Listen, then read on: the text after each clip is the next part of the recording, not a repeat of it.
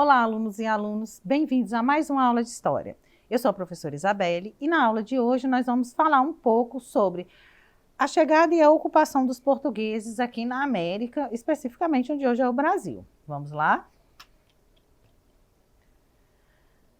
Vamos começar observando o mapa aí da viagem, de Cabral ao Brasil e Calicut, lá em 1500. Observem, que ele sai, lá da Península Ibérica, Lisboa, faz uma parada onde hoje é o Brasil, ali na região que fica Porto Seguro, e contorna ali a costa africana até chegar lá às Índias. A expedição de Cabral, O nome Pedro Álvares Cabral e sua esquadra partiram de Lisboa em 9 de março de 1500, com a finalidade militar, a conquista das Índias. Essa esquadra era formada por 13 navios, 10 naus e 13 caravelas. E cerca de 1.500 pessoas, incluindo escrivão, cartógrafos, padres, soldados e navegantes experientes, como Bartolomeu Dias, o primeiro europeu a contornar a África. A gente tem aí algumas gravuras, de época das caravelas dessa expedição. Pedro Álvares Cabral foi orientado que durante a sua ida para as Índias, tomasse posse de qualquer terra que encontrasse pelo caminho. Depois de 43 dias ao mar, os tripulantes avistaram pássaros e algas marinhas, sinal de que havia uma terra por perto. E, no dia 22 de abril de 1500, uma quarta-feira, avistaram um monte verde azulado, de forma arredondada, o qual deram o nome de Monte Pascoal, pois era a semana da Páscoa. Eles chegaram ao território brasileiro exatamente onde hoje é o Porto Seguro, na Bahia. Chegando às Terras Novas, o Pedro Álvares Cabral fincou uma cruz, simbolizando ali a posse da terra portuguesa, e fez contato com os nativos e ordenou a celebração de uma missa. Na sequência, ele enviou uma embarcação de volta a Portugal com uma carta de Pero Vaz de Caminha, que era o escrivão do seu navio, contando como é que foi a experiência, e descrevendo a nova terra até então conquistada. Os primeiros contatos dos portugueses com os nativos, de acordo com Pero Vaz de Caminha, foram pacíficos, apesar das diferenças culturais existentes entre eles. Eles estranharam muito, o fato dos índios andarem nus, com o corpo pintado pelas tintas. Por sua parte, os índios estranharam bastante, todos eles vestidos, com chapéus, aqueles adornos. E a gente sabe que o primeiro contato foi de maneira pacífica, praticando ali o escambo, e fazendo amizade com os nativos, e sempre, continuou assim. O rei de Portugal, que na época era Dom Manuel I, ficou decepcionado com as informações da Carta de Caminha, porque não havia ouro, e ele esperava encontrar metais preciosos nas terras recém-descobertas. Então, os primeiros 30 anos da presença portuguesa, que se resumiram à exploração do pau-brasil, já que Portugal estava mais interessado no comércio de especiarias do Oriente, Esses 30 anos é o que a gente chama de período Brasil pré-colonial. Nesse primeiro momento, a gente tem a formação do primeiro chamado ciclo econômico, que é o do pau-brasil, que é uma árvore nativa da Mata Atlântica, presente em todo o litoral brasileiro, e era comercializado com o objetivo de fabricar móveis e extrair uma tinta vermelha, de sua madeira para tingir tecidos. Devido à sua intensa exploração na época da chegada dos portugueses, o pau-brasil acabou entrando em extinção, Hoje em dia você acha poucas espécimes lá no litoral do Brasil. Ao longo do litoral brasileiro foram criadas feitorias, que eram esses entrepostos coloniais comerciais, que também eram fortificações para explorar o pau-brasil. A obtenção de madeira era feita por meio do escambo, a troca, e através desses sistemas os indígenas recebiam objetos, canivetes, espelhos, miçangas, facas, entre outros que podiam interessar os mesmos, em troca de serviços prestados na extração dessa madeira. A coroa portuguesa possuía o monopólio da exploração do pau-brasil. No entanto, lá em 1503, o português Fernão de Noronha recebeu o direito de explorar a madeira. Com os lucros, ele deveria enviar 6 navios ao Brasil anualmente e prosseguir nas descobertas de outras riquezas e, né, erguer fortificações para defender o litoral brasileiro, que era muito extenso. Então, em 1530, a coroa portuguesa envia para o Brasil o nobre Martim Afonso de Souza. Essa expedição era formada por 5 navios e uma tripulação de aproximadamente 500 homens, com a missão de proteger o litoral brasileiro, fundar vias e fortificações e descobrir novas riquezas também. O Martim Afonso de Souza capturou navios franceses na costa brasileira entre 1531 e 1532 e funda ali a vila de São Vicente, né, a primeira povoação da América Portuguesa, distribuiu lotes de terras, né, e iniciou ali o cultivo da cana-de-açúcar. São Vicente fica ali, aproximadamente na região onde hoje é São Paulo. Depois dessa primeira experiência, né, a coroa portuguesa adota o sistema de capitanias hereditárias para iniciar definitivamente a colonização do Brasil. Então, em 1534, né, o território brasileiro é dividido em grandes lotes chamados de capitanias hereditárias. Cada capitania foi entregue a um capitão donatário que arcava com os custos da colonização, ou seja, ela era meio privatizada, né? Foram distribuídas 15 capitanias a 14 donatários que deviam exercer, né, a justiça e o comando militar, né, doar lotes, fundar vilas, escravizar, vender índios, entre outras atividades econômicas. O sistema de capitanias hereditárias foi a primeira forma efetiva encontrada pela coroa portuguesa para defender, né, explorar e administrar as terras portuguesas na América. Porque, como a gente sabe, né, o território brasileiro era muito extenso e muito difícil de controlar, principalmente a questão da centralização do poder em relação à metrópole.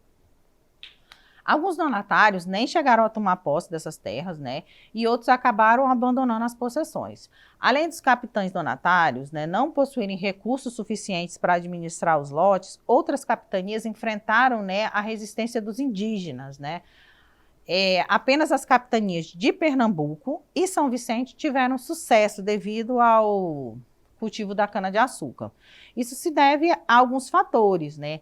A pouca, vamos colocar assim, pouca, né, ou a menor resistência indígena nessas regiões, o solo um pouco mais apropriado, né, para o cultivo da cana-de-açúcar, né, a localização um pouco mais estratégica, né, todos esses fatores foram determinantes aí para o sucesso dessas duas capitanias. Então a gente sabe que nos primeiros anos, né, a ocupação do Brasil foi um pouco problemática. Houveram resistências, houveram ataques estrangeiros e esse processo foi um processo muito complicado, né? Portugal, que é uma nação desse tamanhozinho ali na Península Ibérica, né, começa a administrar um território desse tamanho, né, um litoral muito extenso. Apesar, né, daquela divisão lá no Tratado de Tordesilhas, né, a gente tem aquela linha que ia ali mais ou menos até onde hoje é o Piauí, ali Goiás. Não existia recursos para que a coroa interiorizasse um pouco mais essa colonização, né? O desconhecimento do território, né? A resistência dos índios um pouco mais interiorizados, né? Tudo isso dificultou muito o processo de ocupação da colônia portuguesa, que viria a ser o que hoje é o Brasil. Então vamos lá exercitar um pouco do que nós aprendemos na aula de hoje. Enquanto os portugueses escutavam a missa com muito prazer e devoção, a praia encheu-se de nativos. Eles sentavam-se lá, surpresos com a complexidade do ritual que observavam ao longe.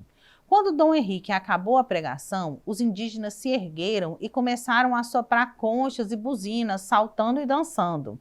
Náufragos, degredados, né, e traficantes. Eduardo Bueno fez esse relato. Esse contato amistoso entre brancos e índios era preservado. Letra A, pela igreja, que sempre respeitou a cultura indígena no decurso da catequese. Letra B, até o início da colonização, quando o índio, vitimado por doenças, escravidão e extermínio, passou a ser descrito como sendo selvagem, indolente e canibal. Letra C, pelos colonos que escravizavam somente o africano na atividade produtiva de exportação. Ou letra D, em todos os períodos da história brasileira, né, colonial, passando a figura do índio para o imaginário social como o bom selvagem e forte colaborador da colonização. Pensando aí um pouquinho na resposta. Vamos lá. A resposta correta é a letra B, né? Até o início da colonização, quando o índio, né, foi infelizmente vitimado por doenças trazidas, né, por portugueses, né, como a varíola, né, o sarampo. Isso acabou causando um extermínio demasiado, né, um etnocídio dessas populações. Ele passa a ser descrito também como selvagem, né, indolente, canibal, porque o índio não aceita muito bem a questão da escravidão. O índio brasileiro, ele não possuía, né, a produção de excedentes, né, eram povos caçadores e coletores, né, não estocavam materiais. Então, aquele tipo de colonização portuguesa era muito diferente do tipo de organização econômica dos indígenas brasileiros. É claro, né, conhecedores dos territórios, eles acabaram se interiorizando e não aceitaram ali a escravidão indígena. Vamos lá, mais uma questão. As tribos de índios que viviam no Brasil pré-colonial tinham um domínio de tecnologia capazes de: letra A, fundir ferro, ouro, prata e outros metais. Letra B, efetuar caça de animais de grande porte e construção de cabanas, redes, entre outras funções menos complexas. Letra C, construir grandes templos e pirâmides de pedra. Letra D, construir canais sobre o mar, ligando ilhas entre si. Ou letra E, reduzir o número de doenças que os europeus trouxeram no século XV. Vamos lá, pensando um pouquinho na resposta. Que é, né, a letra B, né? Os indígenas brasileiros viviam de efetuar a caça de animais de grande porte, né, na construção de cabanas, né, redes, entre outras funções menos complexas. Devido a essa falta de complexidade, né, no primeiro momento, a questão do escambo funcionou muito bem, né, a troca de canivetes, né, de facas, né, de alguns utensílios que facilitavam a vida do índio, né, pontinhas de metais aí para fazer sua flecha, que acabavam otimizando, né, a questão da prática já feita ali, né, da caça pelos índios, né, cordas, né, alguns adornos, né, como espelhos, né, também eram muito utilizados. Mas de uma maneira geral, essa visão indolente, né, que foi construída do índio, nada mais é do que uma resistência à escravidão. Infelizmente, ao longo do processo de ocupação, de colonização do Brasil, várias tribos, né, a maioria das nações indígenas, elas foram dizimadas, principalmente por conta das doenças trazidas e depois por conta da ocupação, né?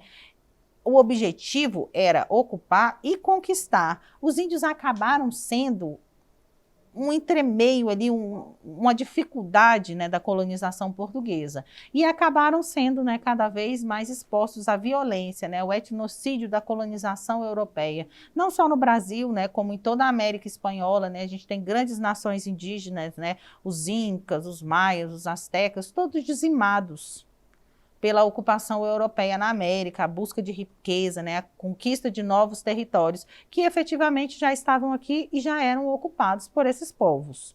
Então, a nossa história é construída na base de muita violência, infelizmente. Por hoje é só. Para ter acesso a esse e demais conteúdos, acesse a plataforma Eduque. Até a próxima aula. Tchau, tchau.